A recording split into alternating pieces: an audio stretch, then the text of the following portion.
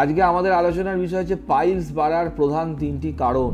প্রথম কারণ হচ্ছে কনস্ট্যান্ট কনস্টিপেশন বা পারসিস্টেন্ট কনস্টিপেশন। যত কনস্টিপেশন থাকবে, পারসিস্ট করবে, লং টার্মে থাকবে, তত কনস্ট্যান্ট একটা পটি করার সময়, ডিফিকেট করার সময় একটা কনস্ট্যান্ট একটা বিয়ারিং ডাউন ফোর্সের জন্য কিন্তু আমাদের যে অ্যানাল কুশনসগুলো সেগুলো বাইরের দিকে চলে আসতে থাকবে এবং দীর্ঘদিন ধরে করতে করতে আমাদের ল্যাক্সিটি চলে আসে, সেই জন্য পাইলস হয়। সেকেন্ড কারণ বলতে গেলে সেটি হচ্ছে যে প্রলংড সিটিং অন টয়লেট। সেটিও এক কথায় খুব একটা অস্বাস্থ্যকর অভ্যাস এবং এটির জন্য পাইলস বাড়ে।